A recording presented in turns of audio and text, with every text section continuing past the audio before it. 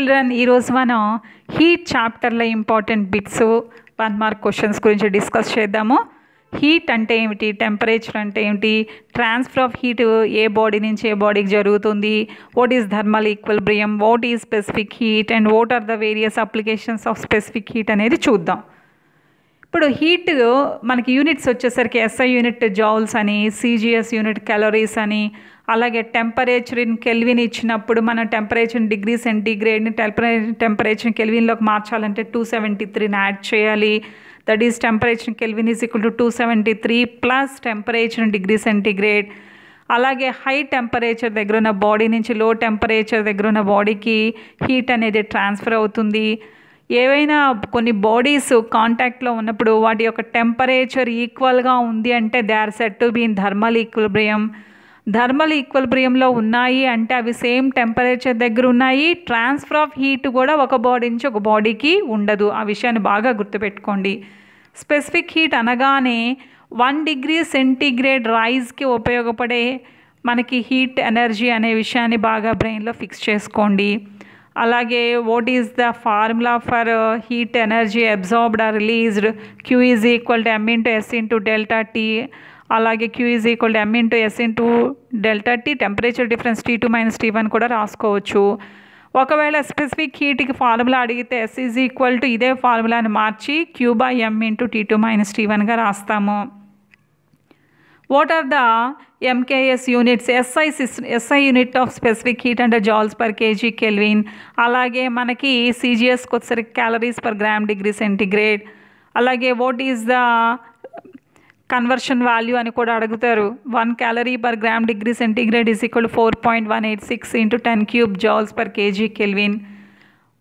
ఒక్కొక్కసారి 1 calorie is equal to dash joules అని అడగడానికి కూడా అవకాశం ఉంది. కాబట్టి 2 బిట్స్కి ఉన్న డిఫరెన్స్ కూడా మీరు అబ్జర్వ్ చేయండి.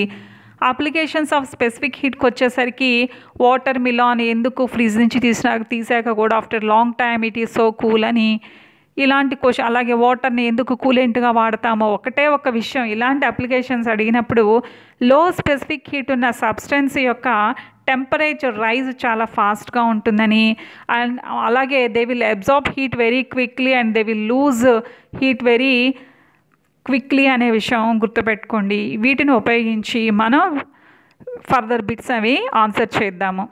What is the SI unit of heat? Joule. అదే సిజిఎస్ అయితే మనం కెలోరీ అని రాసేవాళ్ళం. If the temperature of a steel rod is 330 kelvin, what is its temperature in degree centigrade?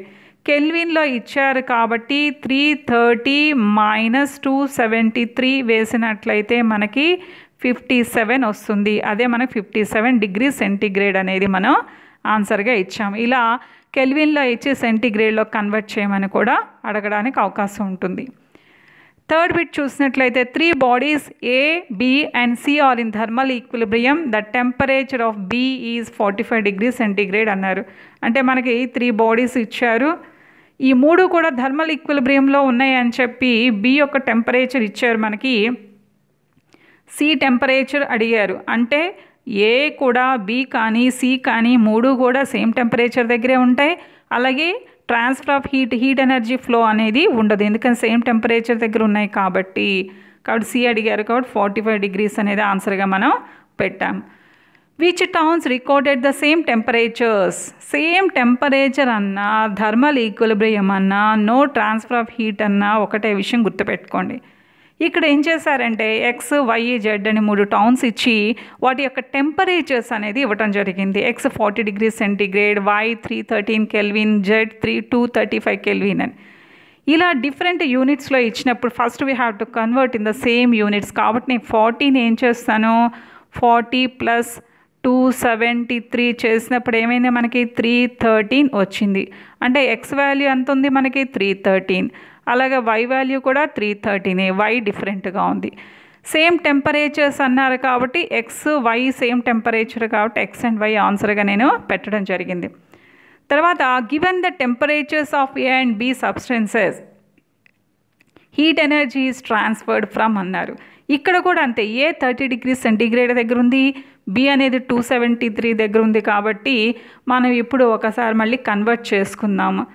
30 + 273. అప్పుడు మనకేమొస్తుంది 303 వస్తుంది మనకి. అంటే ఇదేమో 303 కెల్విన్ దగ్గర ఉంది, ఇదేమో 273 కెల్విన్ దగ్గర ఉంది. హీట్ ఎనర్జీ ఎలా ట్రాన్స్ఫర్ అవుతుందని మనం ఆల్రెడీ చెప్పుకున్నాం. మనం హై టెంపరేచర్ టు లో టెంపరేచర్, కాబట్టి ఏ హై టెంపరేచర్ దగ్గర ఉంది కాబట్టి A to B అనేది ఆన్సర్గా పెట్టాం. నెక్స్ట్ క్వశ్చన్కి వచ్చినట్లయితే given the temperatures of A and B substances అని చెప్పి మళ్ళీ A 27 degree centigrade, B 300 kelvin అని ఇచ్చారు. మళ్ళీ మనం కన్వర్ట్ చేసుకోవాలి. 27 plus 273 is equal to 300 kelvin. కాబట్టి ఇది 300 దగ్గర ఉంది, బి కూడా 300 దగ్గరే ఉంది. కాబట్టి రెండు కూడా సేమ్ టెంపరేచర్, కాబట్టి ఈ రెండు కూడా థర్మల్ ఈక్విలిబ్రియంలో ఉన్నాయి కాబట్టి నో హీట్ ట్రాన్స్ఫర్ అనేది మనం ఆన్సర్గా పెడతాం.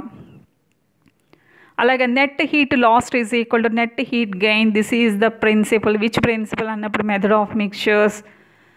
Specific heat S is equal to formula ఇచ్చారు, ఒకటే గుర్తుపెట్టుకో. ఆల్రెడీ మనం ఒక formula Q is equal to M into S into delta T or T2 minus T1 అని మనం ఆల్రెడీ అనుకున్నాం.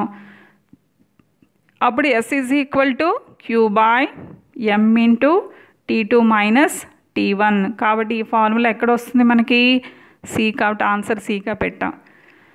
తర్వాత నెక్స్ట్ మీరు చూసినట్లయితే SI unit of specific heat is joules per KG kelvin. Already మీకు నేను లాస్ట్ వీడియోస్లోనే చెప్పడం జరిగింది.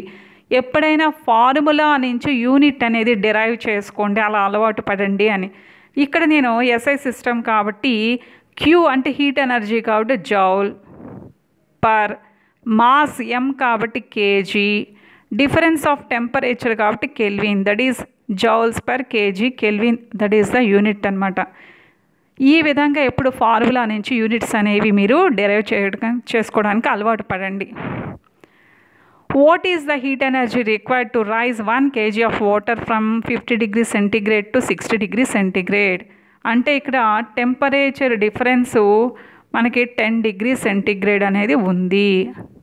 మాస్ ఎంత 1 kg. ఎంత హీట్ ఎనర్జీ కావాలి? హీట్ ఎనర్జీ అబ్జార్బ్డ్ కానీ మనకి రిలీజ్డ్ కానీ formula M into S into delta T. ఇక్కడ మాస్ 1 kg అన్నారు, ఇక్కడ క్యాలరీస్లో ఉంది ఆన్సర్, అంటే CGSలో ఉంది కాబట్టి 1 kgని మనం గ్రామ్స్లోకి మార్చుకోవాలి. తొందరపడి 1 అని వేసేయకండి. కాబట్టి 1 kg is equal to 1000 grams. What is the water అన్నారు, వాటర్ అన్నారు కాబట్టి వాటర్ యొక్క specific heat 1 in CGS units. Delta T temperature difference already 10 అని చూసాము, కాబట్టి ఆన్సర్ ఏమవుతుంది 10,000 calories అవుతుంది. కాబట్టి మనం ఏదైనా ఒక ప్రాబ్లం చేసేటప్పుడు మనం సేమ్ యూనిట్స్లోనే మనకి గివెన్ డేటా అంతా కూడా ఒకే యూనిట్స్లో ఉన్నాయో లేదో చూసి అవసరమైతే కన్వర్ట్ చేసి అప్పుడు మన ఫార్ములాలో సబ్స్టిట్యూట్ చేసుకోవాలి. అలాగే ఇక్కడ చూడండి సబ్స్టెన్స్ స్పెసిఫిక్ హీట్ వాల్యూస్ ఇచ్చారు. In which substance the temperature rise will be fast. Temperature rise ఎక్కువగా ఉండాలి అంటే మనకేమో అవ్వాలి, తక్కువ స్పెసిఫిక్ హీట్ ఉండాలి. కాబట్టి ఈ మూడిట్లోనూ కాపర్కి తక్కువ స్పెసిఫిక్ హీట్ ఉంది కాబట్టి టెంపరేచర్ రైజ్ కాపర్లో ఎక్కువగా ఉంటుంది. అలాగే 12th క్వశ్చన్ చూసినట్లయితే స్టేట్మెంట్ ఎక్స్ అని ఒక 2 స్టేట్మెంట్లు ఇచ్చి ఇలా మనకి ABCDలు ఇవ్వడానికి అవకాశం ఉంది. A samosa is so cool outside but inside its curry is so hot due to its high specific heat values అన్నారు. అంతే కదా, సమోసా బయటకు చల్లగా ఉంటుంది, ఎప్పుడైతే మనం తింటున్నప్పుడు ఆ కర్రీ వేడిగా అనిపిస్తుంది. ఎందుకు? High specific heat. అందుకని హీట్ని అది చాలా ఆలస్యంగా పోగొట్టుకుంటుంది, బికాస్ హై స్పెసిఫిక్ హీట్ అంటే it loses and absorbs heat very slowly. High specific heat అంటే గుర్తుపెట్టుకోండి, కాబట్టి అది కరెక్టే. స్టేట్మెంట్ వై చూడండి, all the substances have same specific heat values అన్నారు. అది తప్పు కదా, ఎందుకని specific heat depends upon the nature of the substance అనే విషయం మనకు ఆల్రెడీ తెలుసు. కాబట్టి X is true and Y is false. అలాగే ఎసర్షన్ రీజన్ అని చెప్పి ఇలా మనకి మల్టిపుల్ చాయిస్ కూడా ఇవ్వడానికి అవకాశం ఉంది. Water is preferred to use as coolant in industries. వాటర్ని మనం ప్రిఫర్ చేస్తారు కూలెంట్గా. The specific heat of water is high.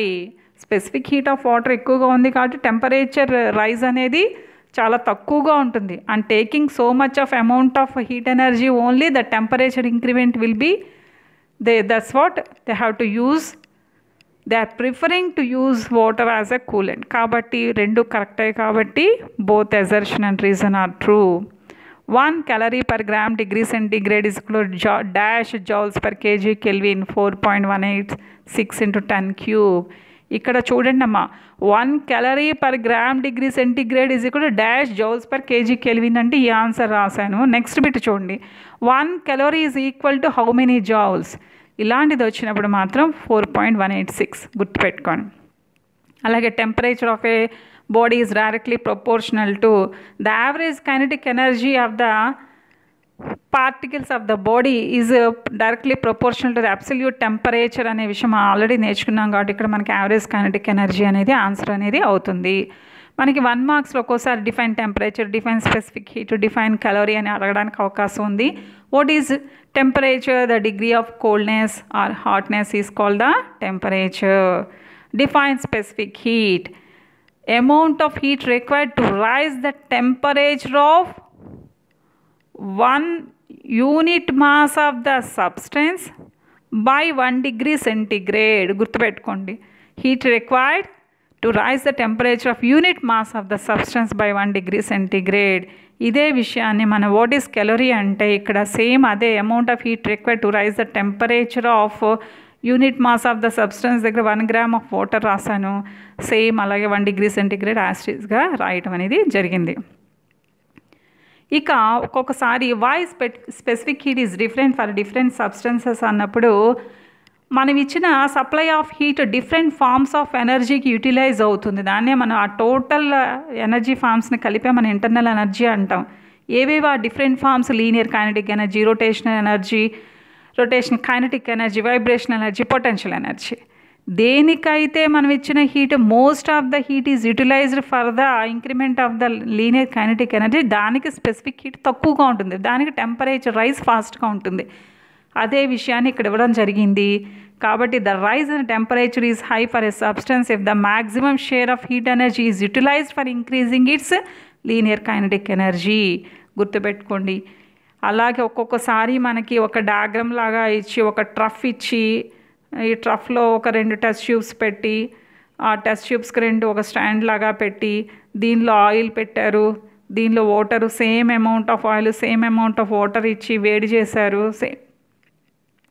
దేనిలో టెంపరేచర్ రైజ్ ఎక్కువగా ఉంటుంది అని అడుగుతారు. ఆయిల్ ఎందుకని? దానికి స్పెసిఫిక్ హీట్ తక్కువ కాబట్టి.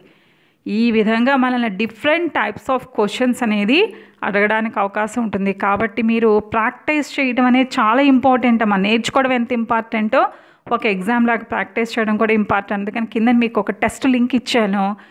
ఆ టెస్ట్ లింక్ని యూజ్ చేసి మీరు ఎగ్జామ్ రాసి ఎన్ని మార్క్స్ మీకు వచ్చాయో చూసి ఎక్కడ తప్పు చేశారో కూడా అనాలిసిస్ చేసుకొని సరి చేసుకోండి. Wish you all the best. Thank you.